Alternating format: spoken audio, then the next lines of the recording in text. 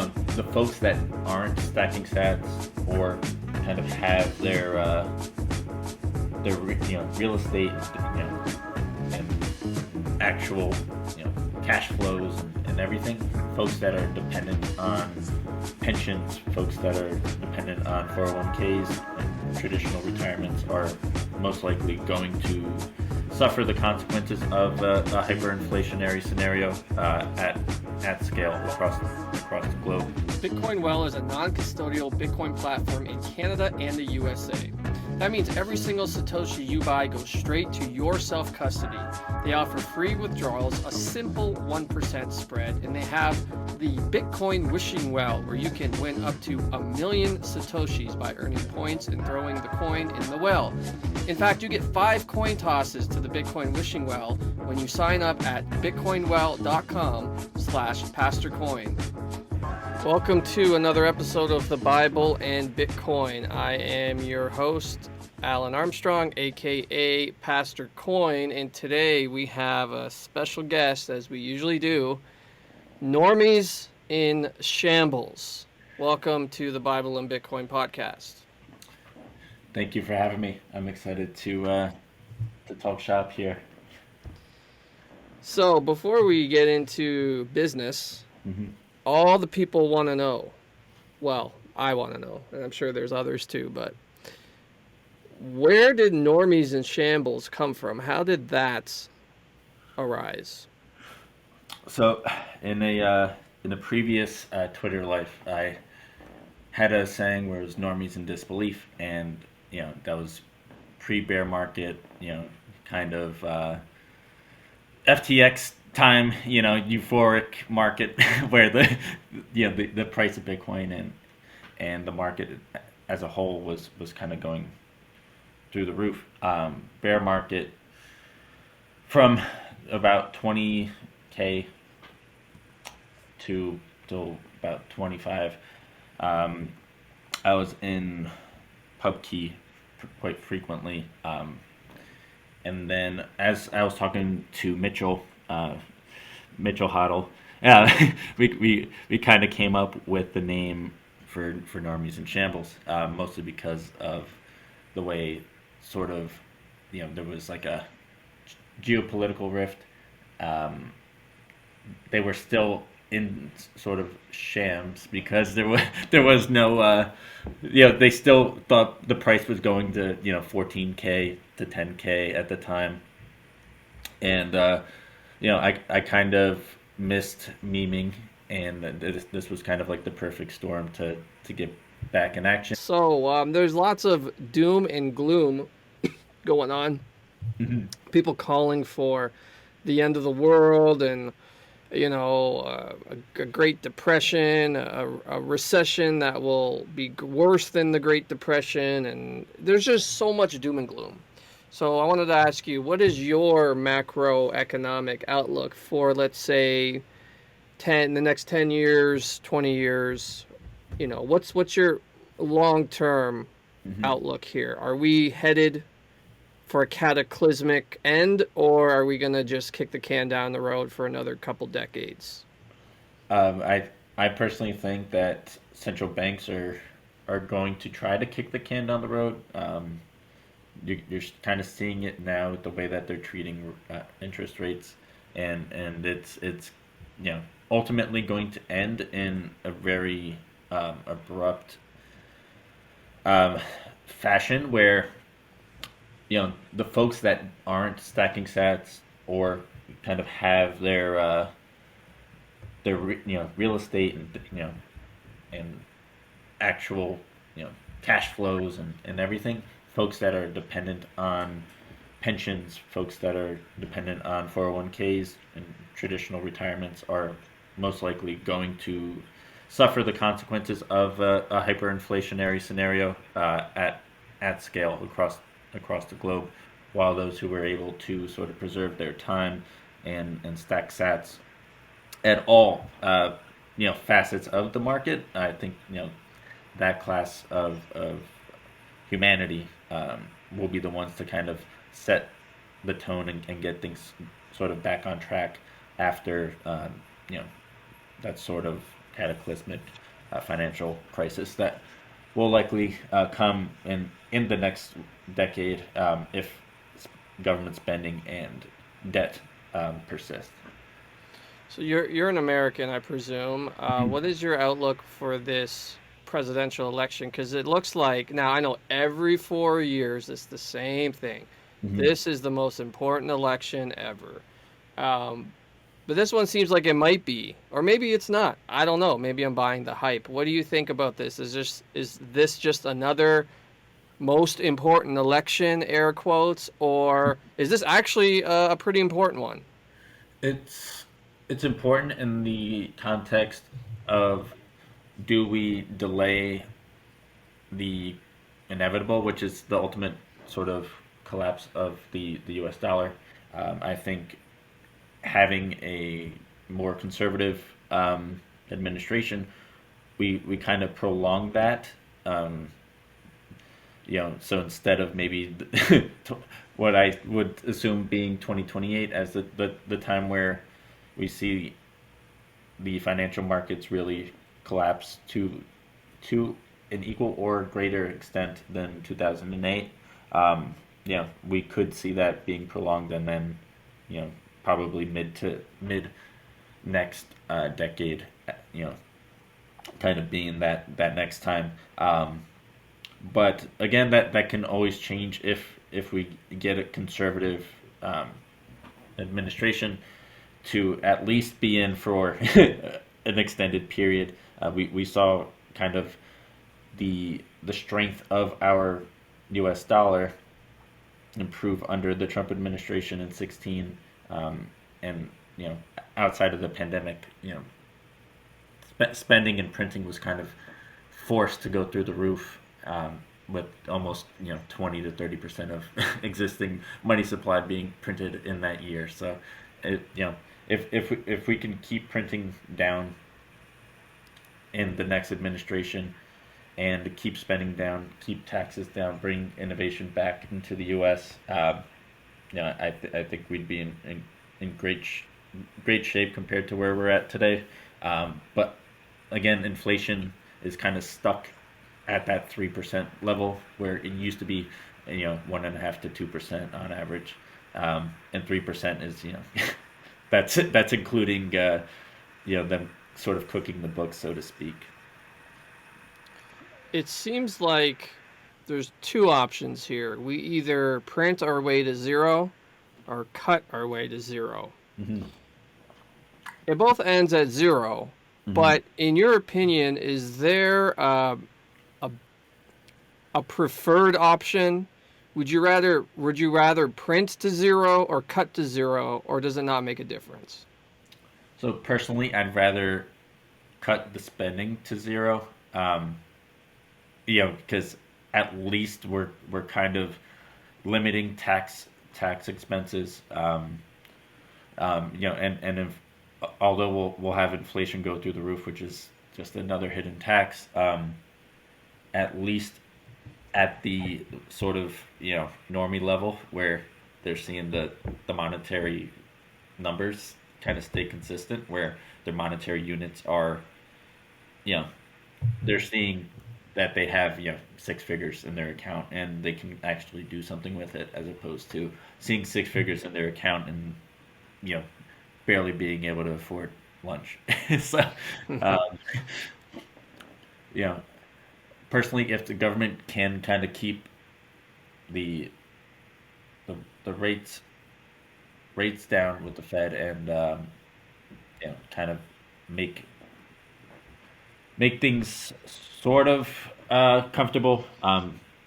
It kind of reminds me of this sort of analogy just came to mind, where we're kind of at the last few days of you know the of it could be a pet's life, right, where you could end up you know putting it to sleep, um kind of kind of having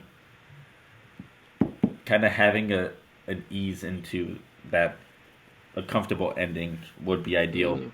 um, as opposed to kind of Yeah. going. How do we put how do we put the fiat system to sleep? Mm. How do we transition with the least amount of pain, I think, is the question we should be asking Mm-hmm. because, I mean, I'm asking the questions, so I guess I should get my questions better. But Mm-hmm. it seems like to me that's what I'm constantly thinking about is how can we transition to a hard money standard, preferably Bitcoin, Mm-hmm. in the least amount of pain. Have you thought of that? Do you have any Mm-hmm. ideas as to how that might happen? Yep, and and we do have the playbook with kind of how El Salvador approached their sort of reset. They added Bitcoin as legal tender. They also, added it to their, you national balance sheet and their reserves. They're mining it. They're kind of making it accessible for all the citizens with their own app and everything. So the Chivo app, if the U.S. can follow suit with instead of something now this could be maybe 4 or 5 cycles from now, but at this is the goal where you kind of instead of subsidizing things like electric vehicles for the population, you subsidize Bitcoin mining, Hmm. and you kind of put Bitcoin at on the balance sheet at the state and local level, as well as the federal level. You got to instead of subsidizing school projects that could be, which this is a true story. There was a school that had it was a five almost like $500 million school, almost $1 billion school project. It lasted about 10 years, Hmm. and so they hired all this staff. They hired, um, you know, even like the cafeteria staff, teachers, everything, and then they realized that they didn't have the money on hand to um, operate the school on an annual basis. Wow. Uh, so that's sort of the problem I'm seeing with the local governments is they get this money from the federal government and they're not really allocating it properly. They're spending it because they have to, and then or else they wouldn't get it. So they're getting it to spend it, and they're typically spending it on partners and sort of suppliers that they're in cahoots with. So they're kind of naming their price. So you've got things like, um, for example, to pave the streets around here, it went from around $1 million per mile to I believe we're near 2.5 to $3 million per mile. Um, Things like putting in screws for signs, it's $80 a screw.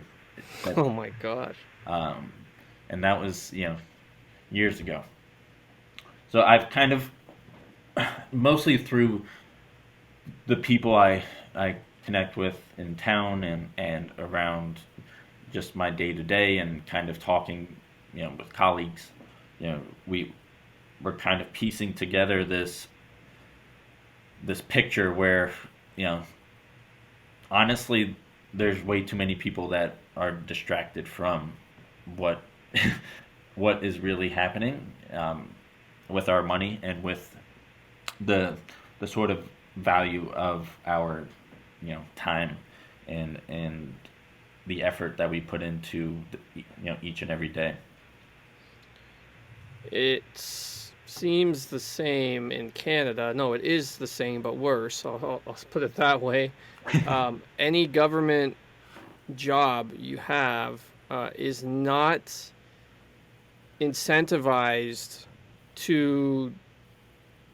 How do I say this? People who work for the government are not incentivized to do a good job, basically, because they get this funding, like you said, and whether or not they spend it well or turn a profit or do good with the programs that they're supposed to be running makes no difference Hmm. because next budget they're just going to get the money again. Yep. And so there really is no incentive to do a good job. There's actually an incentive to pad your own pockets because if you don't spend the money, you don't get the money. So it really is a twisted way of doing business. And people always ask me, if we don't have taxes, who will pave the roads? What about healthcare? What about this? Well, if we didn't have taxation funding these things, we would have private institutions and people providing these things at a much better cost and with better value. Yep. So do the math. Yeah. It's not that hard. $80 a screw? Are you kidding me? I have a drawer in my garage filled with screws, free. I don't even know where they came from. Everyone has a screw drawer, right? Where did these screws come from? I don't know, but there they are, free, not $80. So, anyways, Yeah, let's talk about, or do you have a comment on that? Yeah, and to kind of tack on the taxation portion, and this could act as a pretty solid transition. Taxation at current level only really became prevalent after the creation of the Federal Reserve System. Interesting. So the days of having roads and infrastructure, sure, there were some private and public projects, but for the most part, and I actually wrote a piece about this a while ago, infrastructure was private. The Chrysler Building, for example, in the city was one of the largest private projects. The Empire State Building was a public-private project between DuPont and the state of New York. Things like the railroad, Transcontinental Railroad, that was mostly public, but again private with the oil barons and such. So it was still, and for the most part there was that mostly private, somewhat public. Now we're trending towards entirely public, and that's becoming very very problematic because of things like the $80 screw, as we uncovered. Unbelievable. I wrote The Bible and Bitcoin for you, Bible-believing Christian, and in it I lay out the biblical basis for what money is, why our current fiat monetary system is ungodly, and how Bitcoin is the best and most viable, biblically compliant replacement for government fiat money. There's even a small group study guide in the back with additional resources to study with your church small group. Get it on Amazon or pay with Bitcoin at thebibleandbitcoin.com for a discount.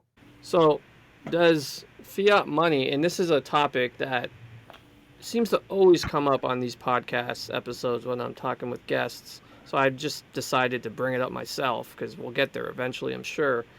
But do you see a connection between fiat money, the way it's set up today, and societal decay?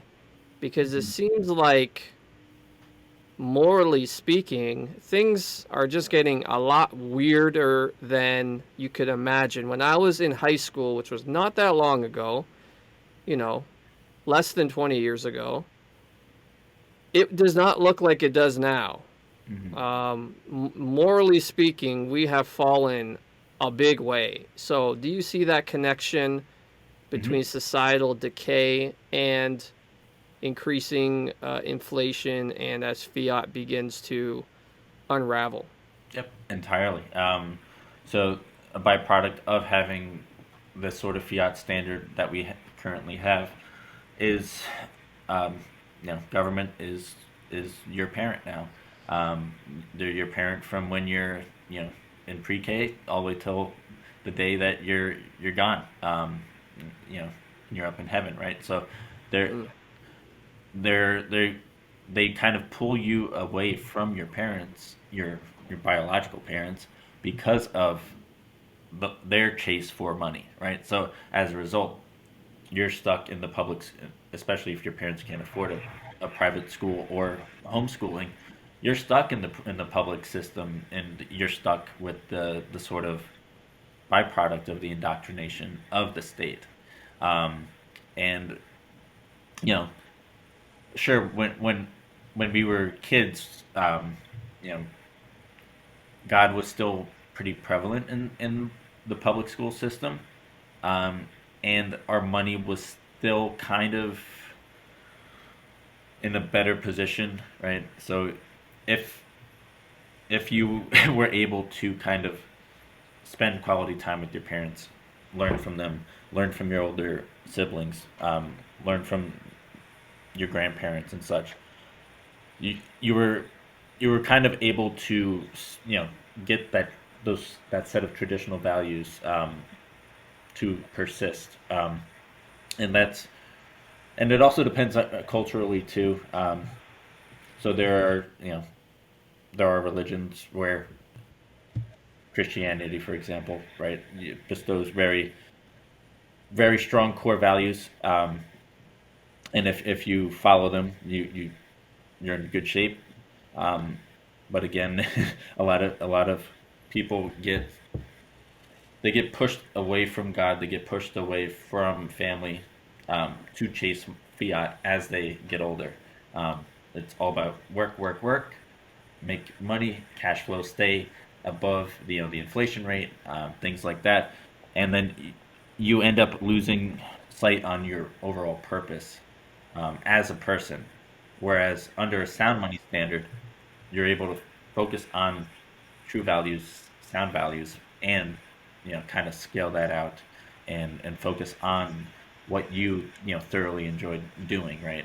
And true hobbies and creativity as a human. So, um, the fiat system it's only going to get worse, and even all the way back from Sodom and Gomorrah, right? The further they got away from God, the worse off they got, and we're definitely trending that way.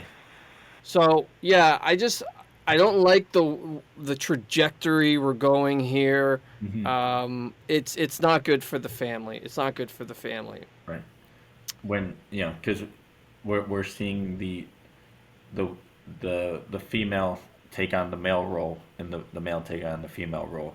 Um, Not across the board, but it is becoming more apparent where you know we're we're seeing we're seeing that, right, that it's in some cases it might make sense, where, but for the most part it's it changes the sort of setup where you would have a traditional nuclear family, and that's dwindling day by day now.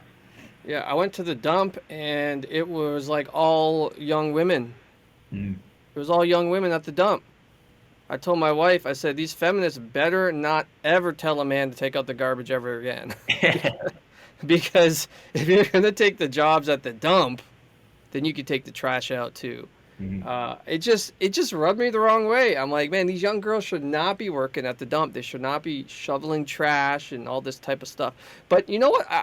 Can you really blame them? Mhm. What other options do they have in this system? Well, yeah. Right? These are high-paying city jobs, Mm-hmm. and of course there's a woke quotas that they're trying to fill. So you have to hire a certain amount of women, a certain amount of gays, a certain amount of this, a certain amount of that. Mm-hmm. And the straight white Christian guy gets left in shams because he doesn't meet the criteria Mm-hmm. for the job, which is not can you do the job, but rather do you fit into a certain demographic. Mm-hmm. So we see how fiat money is also sort of skewing work Mm-hmm. and qualifications for work. Yeah. Yeah. It's created a sort of affirmative action 2.0 where it's no, it used to be if you're qualified and you just so happen to have really great grades, you'd get that scholarship and you'd meet the criteria. Now you don't even need to meet that criteria anymore. Um, you know, there's folks that take a police test, for example, Mm. and and they're failing almost every test, but because they meet this new quota of criteria, they're getting offered that job over somebody that Yeah. It's a sign of a degrading culture where when the men are asking the women to go fight and Mhm. protect the society. This is wrong.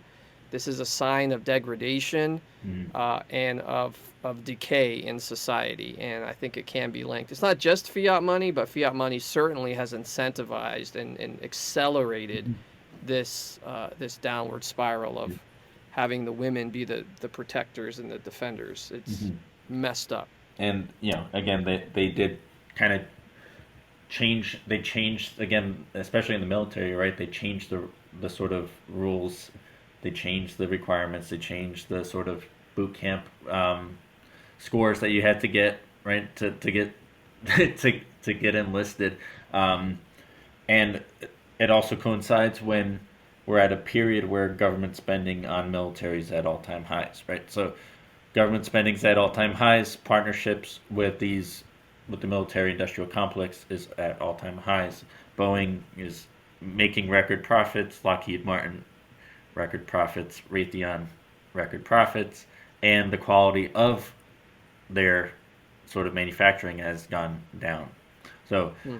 you have Boeing planes where the windows the windows are are ripping open mid-flight, right? So, and it's again a byproduct of and you know people say capitalism.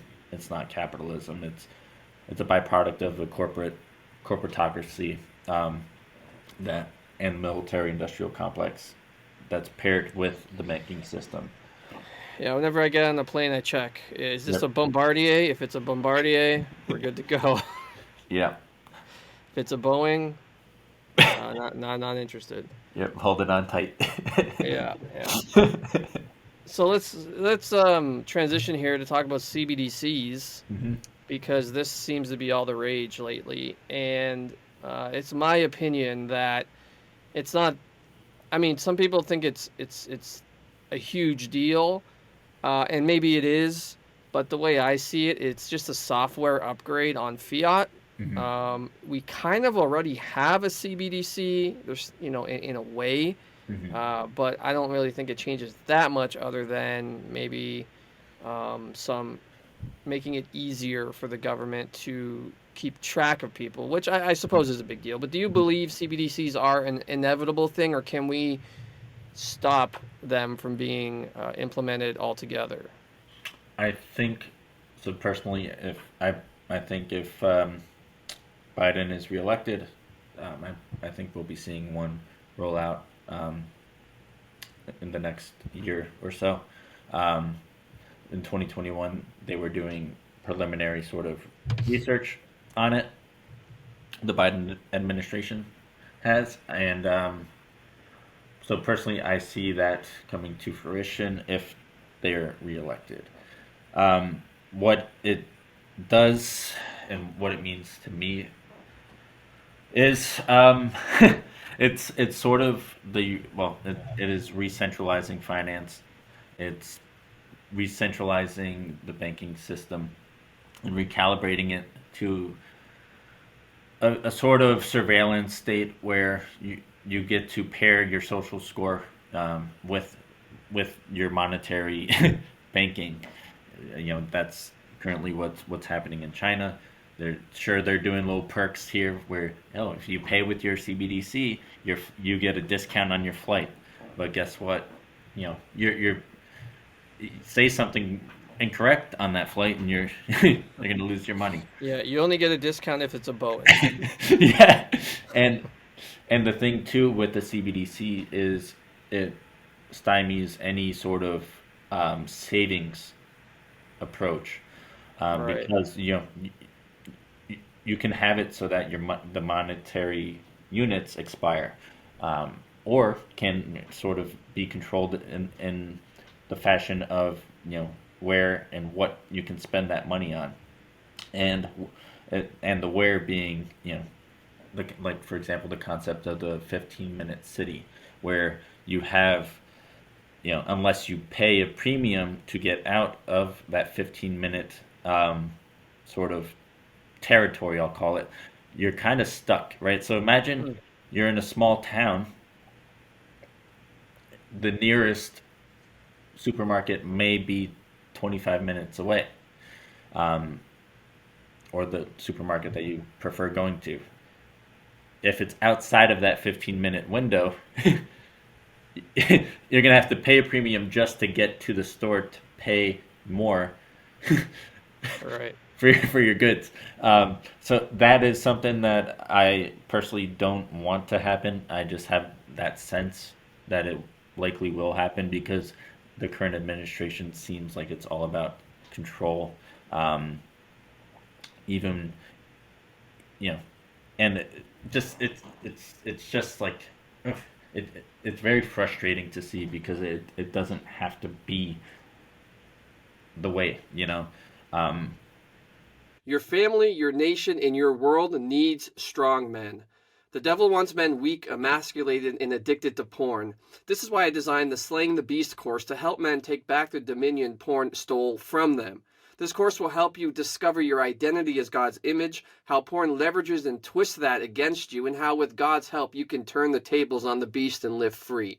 There's also access to a Discord server where you can have fellowship with others in the fight.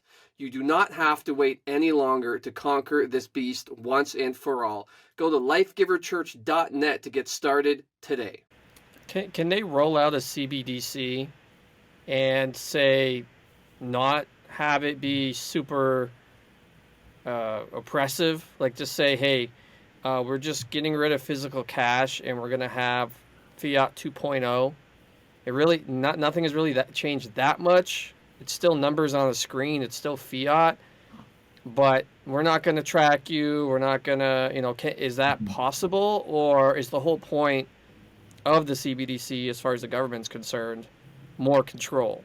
yeah, and so it's certainly more. So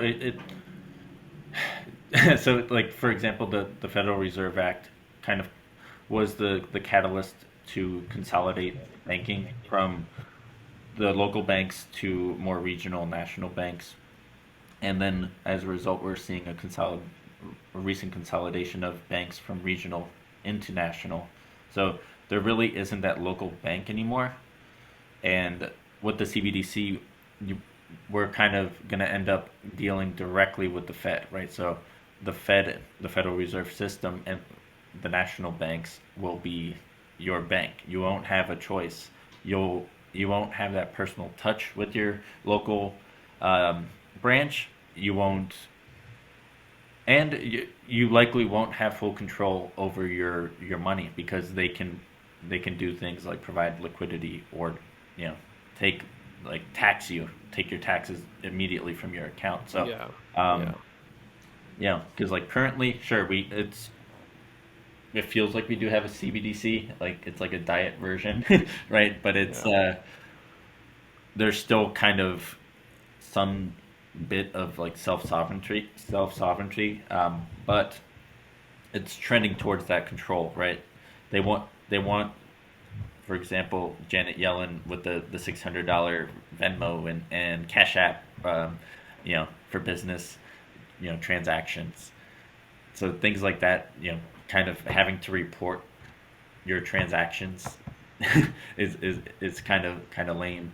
And then also on the taxation side, you know, the last few years now, there's been questions on tax forms here where it asks if you've purchased any Bitcoin or digital assets. So Oh, wow. um, they're they're hiring tens of thousands more IRS agents to boot. So it's Yeah, it seems like they're they're searching for pennies in the couch cushions Mhm. when it comes to taxes lately. My mother-in-law recently got a call from the tax authorities, or not my mother-in-law's brother, Mhm.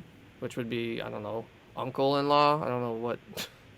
Anyways, he got a call from the tax authorities, and they were talking about their mother, Mhm. who has been dead for over 20 years. It's like, hey guys, um, her estate's been closed for 2 decades. Mhm. Why are you calling us? Yep. If there was an error, it's done, man. Cut your losses. Yeah, exactly. There should But be. it's like, how far back are these crooks gonna go Mhm, to try to rob us? mhm. It's unbelievable. And they'll go back as far as they can because they need that capital to subsidize their public pensions. They need that capital to subsidize the social programs that, sure, they were great when they were put in place, but they didn't. They were insolvent, right? So they they didn't allocate the pension funds properly or invest properly. So, you know, I think that sort of I'll call it scapegoating, but it's mostly copium from these government officials, where it's like they have to just go back. They're not going to be wise with the money because, again, they they didn't get to where they were by being wise with their money, right? So Right. they took on two or three public sector jobs, so they're getting two or three pensions as a result, right? So that's full salaried pensions for each role, right? So it's not like Right. you get your pension just for being here for 25 years. No, if you had a role change in a new sort of department, right? So say you were a cop and then you went into like their maintenance section, you'd have two pensions. Wow. Or if you were a cop and then went into the mayoral candidacy, right, or ran for office, you'd have pensions there too. Um, in most towns around here, at least. Thankfully, not in mine. Um, at least for the sort of two within the one um, district. But there's people that switch towns, right? So they get the two town the two town combo there. A double dip. You double dip. So let's shift to talk a little bit, and not Peter Schiff. I mean shift to talk a little bit about the Bible, because this is the Bible and Bitcoin podcast. Yep. Um, what do you think about Jesus in terms of a CBDC? Do Hmm. you think he would be pushing back against it and against fiat money in general? Hmm. Why or why not? So the answer is yes. He would be pushing back against it the same way he pushed back against the money changers um, back in Jerusalem and Rome, and he was also against the usury of money, as well as additional other religions, right? They're against interest and sort of fractional banking. Um, Fractional banking at its core is hellish. It's satanic in my opinion. It creates, like you said in your first episode, it creates that sort of decree of fiat where this money, I say I have this money, but I don't, right? It, Is it bearing false witness as yeah, well? Is because I it is. always thought fiat money was a violation of you shall not steal, but as you're talking, I'm thinking, oh my goodness, it's also a violation of you shall not bear false witness. Yeah, exactly. And as a result, though, like, I think now this could be a reason why Bitcoin is what it is, but being a decentralized sound money asset that we truly don't know where it came from, um, it could be a sort of intervention, a divine intervention to an extent, using the technology that man created with mathematics, which God created. Um, so I personally see Jesus as a sort of consistent savior. He saves every day in every way possible. Um, and I certainly have faith that he you know, he is looking over all of us and kind of protecting us, and really won't let things get really out of hand. Um, because ultimately the money is evil. Sure, it says in God we trust, but I think that's more of a joke. Hmm. Do you think that's a satanic troll? Yeah, Wow, that's profound. That's actually quite profound. yeah, Because it would make sense because the pyramid. the pyramid and all the other satanic stuff, and just the fact that the system itself is run on satanic principles. hmm and it's very it's a very deceitful monetary system that we live in today. So Yeah, I definitely. think that pretty much is the best way to put it. It's a deceptive system, and it's deceived a lot of people into thinking that it's legitimate when it's not, hmm right? It reminds me of the serpent in the garden when he asks Eve, did God really say? hmm Fiat money is the serpent telling humanity, well, did God really say you shall have just and equal weights and measures? hmm Yeah. When you print money, you can be like God. You can decree value. So hmm it's like, wow, this rabbit hole goes deep, and it doesn't seem to hmm ever end. Yeah.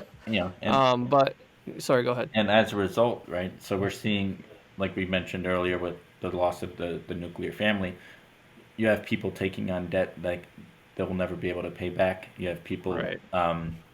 kind of and then as a result, straying away from you know from God and the sort of traditional values, and that's all sort of tied into the nature of an unsound money.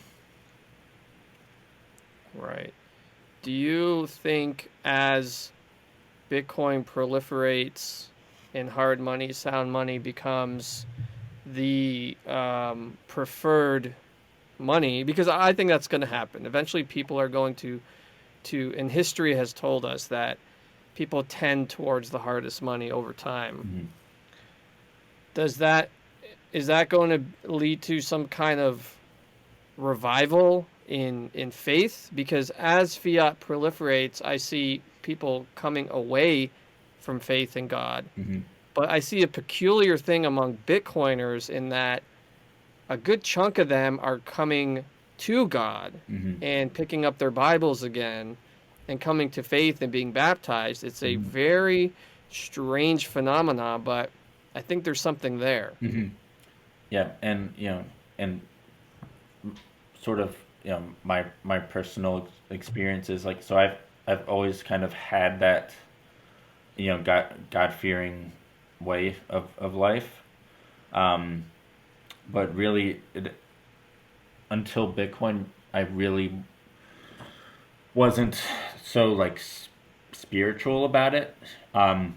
Like, I meditate frequently, I pray frequently, I I kind of look at my day from almost like a it's I look at my day from an outside perspective, and I kind of pick up the pieces of like where I felt God's presence, and kind of um, try to bring that sort of energy to everyone else that you know I come across, and it typically comes when I'm trying to teach people about Bitcoin, and Hmm. you know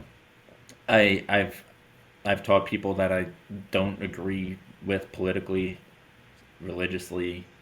Um, I just focus on Bitcoin. I tell them how it changed my life, and I'm starting to see how it's you know evolving theirs, right, and they're sort of changing their worldview after questioning it. Otherwise, you know, they'd be stuck in the sort of rabbit hole, and Yeah. it's so it certainly brought me closer to God, and kind of allowed me to focus on who I actually am as a person. in ways that I couldn't imagine previously.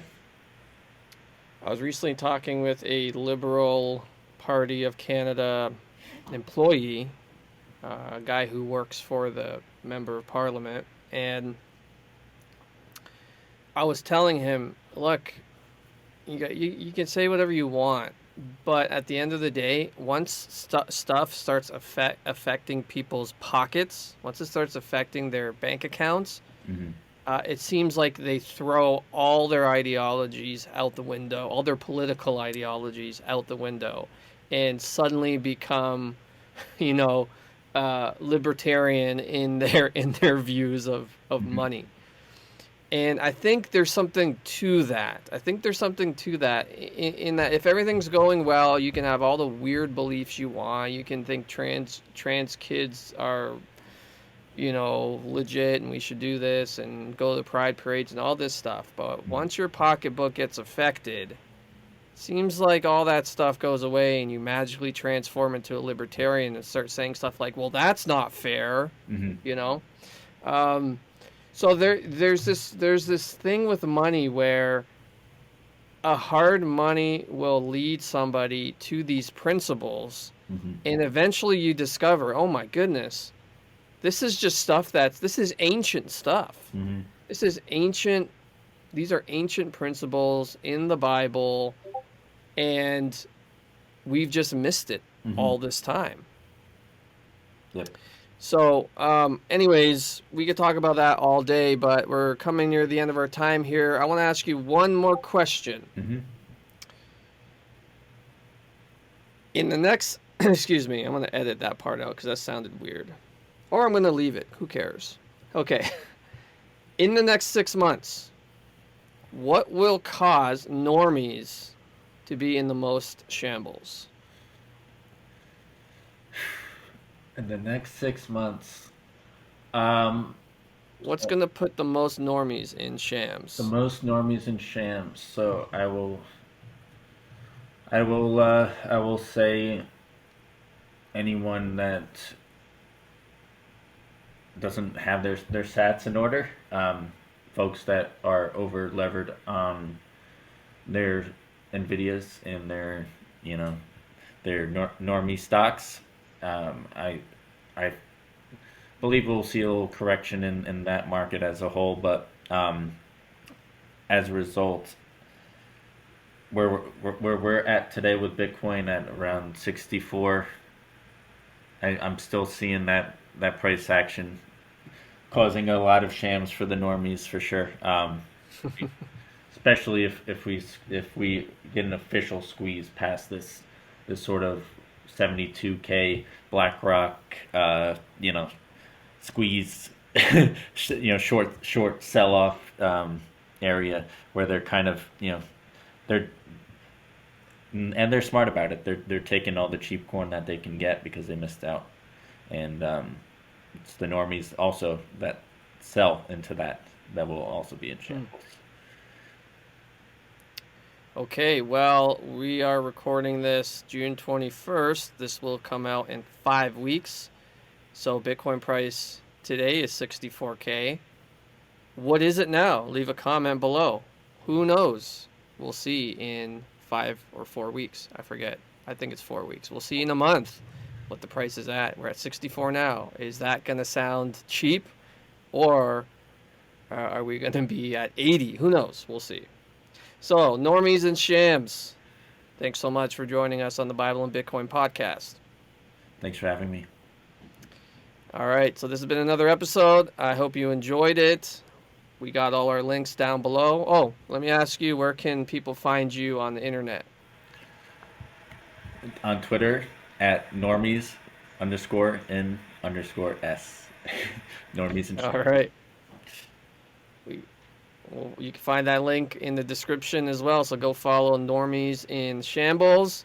Great account, hilarious memes. You don't want to miss it. So thanks for joining us, and God bless.